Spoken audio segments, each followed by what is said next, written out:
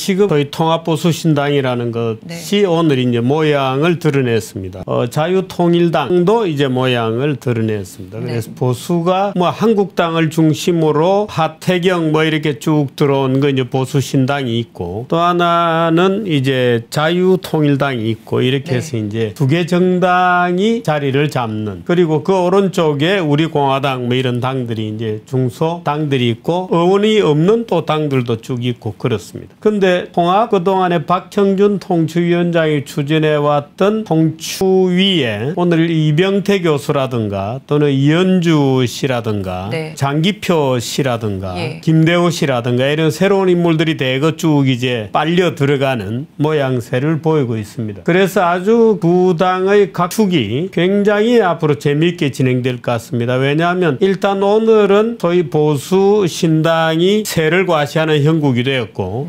자유통일당이 이제 창당이 되어서 기세를 올리는 이런 모양이 되었는데, 이제 이 한국당을 중심으로 하는 보수 신당의 지도 체제가 어떻게 구축되고, 또 이제 뭐 공천을 우선 제일 시급한 과제니까 공천관리위원회가 어떻게 재구성되고 또 지도부가 어떻게 되느냐 하는 이제 그런 것들이 최대의 관심사로 떠오르고 있는 거죠. 그래서 그 과정에서 지금 예를 들어서 하태경 같은 경우에 해운대인데, 해운대만 하더라도 여러 사람이 지금 하고 있습니다. 뭐 석동원 변호사, 조전혁 의원 이렇게 여러 사람이 자리를 잡고 있기 때문에 아마 이 공천 결정 과정에서 어떤 당이 어떻게 재구성이 되느냐는 이제 소위 보수의 재구성 현상이 올 거냐 하는 게 이제 관심 포인트입니다. 근데 지금 오늘 적어도 보수신당이라고 되어 있는 것은 그 스스로가 주장하는 대로 중도 보수 연합 이렇게 되어 있거든요.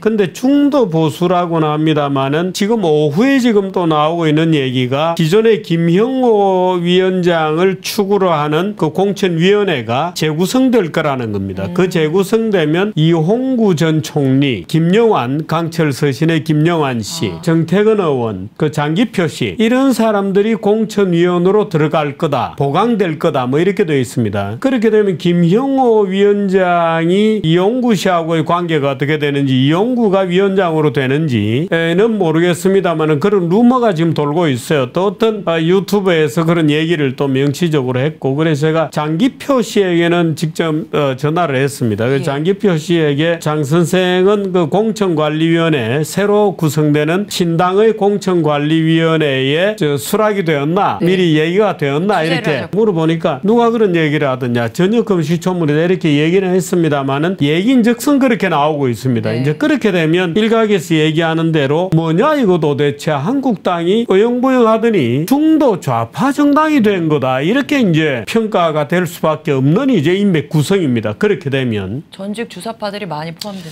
뭐 전 주사파들이 대거 들어가고, 장기표 씨 같은 경우에는 여전히 사회주의적 세계관을 가지고 있고 그렇거든요. 그러면 오늘 그 이광재 씨도 민주당의 선대본부장으로 들어갔는데, 만일에 이용구 씨가 이쪽으로 들어오게 되면 이건 뭐냐, 다 홍석현 사람들 아니냐 뭐 이제 이렇게 되는 겁니다. 이제 그렇게 되면 처음부터 홍석현과 황교안의 커넥션이 있었다고 주장해왔던 소위 컨스피러시 티어리죠. 음모론적 어떤 그런 그 전망들이 딱딱 맞아 들어가는 결론처럼 지금 보이는 겁니다. 물론 저는 이 음모론이라는 것에 대해서는 굉장히 적절한 거라고 생각하지 않습니다만은 어떻든 이 음모론이라는 이름의 예측들이 들어맞아가는, 그래서 한국당이 보수의 색깔을 분명히 하는 것이 아니라 오히려 중도 좌파의 정당으로 탈바꿈되는 듯한 지금 느낌을 주고 있는 거예요. 야, 그럼 이건 뭐냐 도대체. 지난 3년 동안의 보수가 탄핵 이후에 종북 좌파라고 하는 뚜렷한 전선을 가지고 3년 반 동안이나 추우나 더우나 길에서 굉장히 고생을 해왔는데 이거 어떻게 되는 거냐. 한국당이 완전히 뭐 중도 좌파당이 되어버리면 이건 도대체 뭐지? 이제 이런 상황이 되는 가운데 자유통일당이 이제 오늘 또 보고성을 올렸기 때문에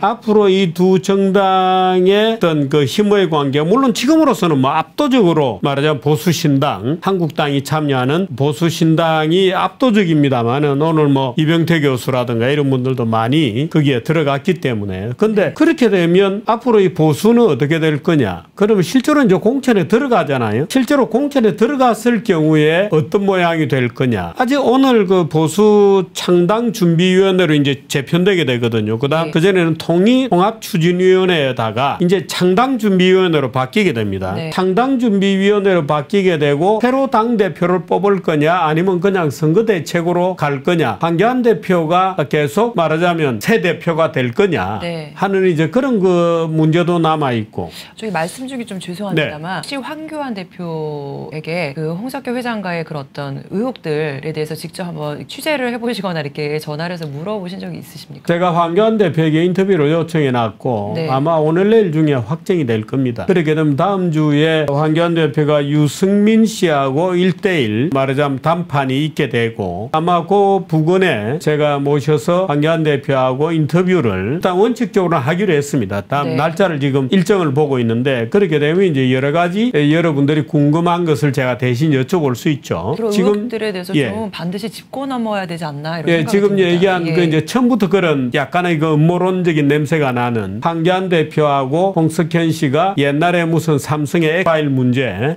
네. 뭐 이런 걸로 뭔가의 커넥션이 있다. 말하자면 이런 이제 재밌는 음모론이고 합니다만은 거기에 예를 들어서 지금 그 홍석현의 어떤 인맥이 뒤에 어른거리는 거 아니냐. 네. 이제 이런 얘기들이 지금 나오고 있는 거거든요. 예를 들어서 뭐 이용구라든가 그래서 공교롭게도 오늘 민주당의 이광재 그 여시제라고 하는데 사무총장 역할을 하던 이광재 씨가 민주당으로 가고 이제 이용구 씨 이런 분들이 한국당 중심의 무슨 뭐 창당준비위원회 그 창당되는 당의 새로운 공천관리 멤버가 된다. 뭐 이런 얘기들이 된다면 그야말로 참 음모론은 딱 맞아 떨어지는 이제 그런 양상이 됩니다. 근데 어떻든 뭐 이병태 교수 같은 분들이 조인을 하기는 했습니다만은 전체적인 움직임을 보면 한국당은 분명히 우클릭이 아니고 좌클릭되고 있고 한국당의 아이덴티티가 오른쪽으로 분명해져야 한다는 일반적인 요구와는 달리 한국당의 아이덴티티는 오히려 좌클릭하고 있다. 예, 왼쪽으로 간다. 중도 좌로 갔다 하는 점에서는 이거 뭐지? 라고 하는 그런 의미에서는 보수 말하자면 뭐 길거리 스트리트 보수를 포함해서 보수가 한국당을 뭔가 보다 분명한 보수정당 투쟁정당으로 바뀌어야 한다라고 하는 요구는 한국당 안에서는 실패한 겁니다. 한국당 안에서는 실패하고 이제 그 바통을 자유통일당이 네. 잡게 되는데 자유통일당이 얼마나 한국당에 또는 지금 정치를 새로 시작하려고 하는 사람들에게 많은 표를 가지고 가느냐 하는 것은 이제 지켜봐야 될 주제가 됩니다. 그래서 아주 이 보수 한국당이 놀랍게도 최근에 급격하게 그 아이덴티티가 좌클릭이 되었다 하는 점이 오늘 우리의 관전 포인트고 뭐야 이거 황교안 대표는 그동안에 어떻게 했다는 거야 뭘 한국당에 가서 했다는 거야 하는 데 대한 질문들이 이제 되고 그러나 또 한편 보면 말하자면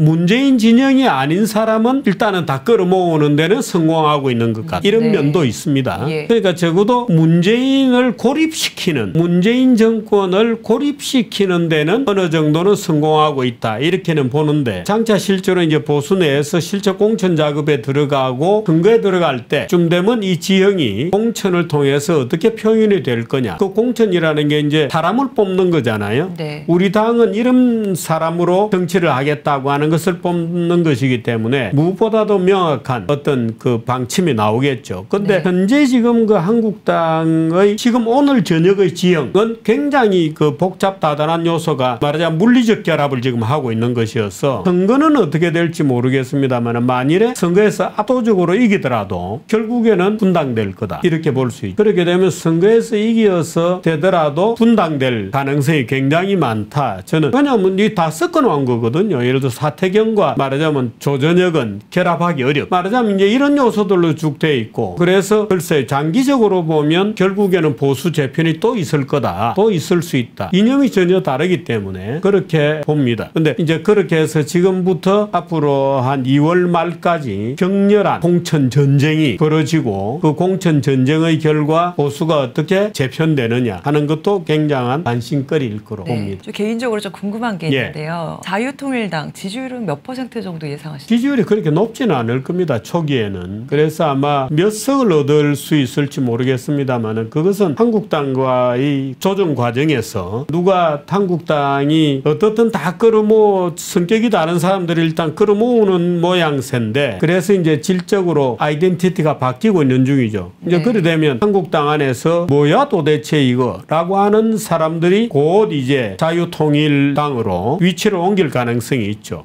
그래서 그 과정이 좀 지나가야 되는데 지금 자유통일당 그 자체로서는 아마 일반인들에게 글쎄요 여론조사를 해보면 몇 프로가 나올지 모르겠습니다. 아마 우리 공화당보다는 좀 많을 수 있겠고 그러나 예를 들어서 뭐 10% 이상 이런 식으로 받는 것은 지금으로서는 거의 어려울 거다. 왜냐하면 일반 언론들이 거의 다루고 있지 않거든요.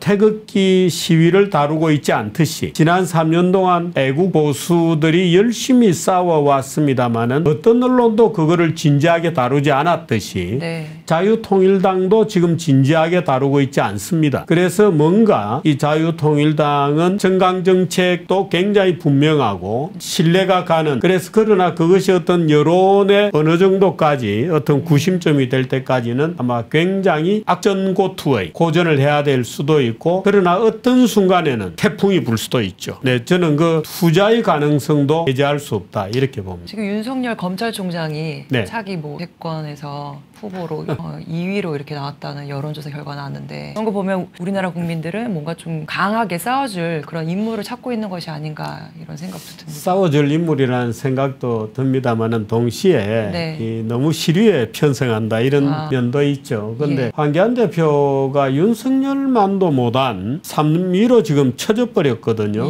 그렇게 되면 만일에 이번에 신당이 이제 새로 이제 보수 통합 신당이 만들어지면서 지도부를 새로 만든다. 이렇게 되면 아마 배제될 가능성도 있다고 저는 봅니다. 근데 과연 이제 이 중도 좌파들이 한국당을 어느 정도까지 왼쪽으로 끌어갈 것인지 이제 그런 것도 우리의 관심거리죠. 외연 확장에는 성공을 했지만은 그 본질 보수 우파의 선명한 가치를 잃어버리고 있다 이런 뭐 자유통일당이 또 만들어졌으니까요. 그렇게 되면 한국은 다당제로 재편이 되는 거고 다당제로 재편이 되면 대통령제에 대한 굉장한 도전도 생기게 되고 구조적으로 그렇게 되면 대통령제에 대한 구조적 문제가 제기되면 내각제 내지는 내각제 유사한 제도로 바뀌게 되고 그렇게 되면 한국은 제가 볼 때는 이류 국가, 합류 국가로 전락하는 굉장히 빠른 슬로프를 타게 될 거다 이렇게 봅니다. 6개월마다 한 번씩 총선을 해야 되는 그런 상황이 오면서 굉장히 이 급류를 타고 정치가 질적으로 나빠질 가능성에 대해서 저는 약간 걱정하고 있습니다.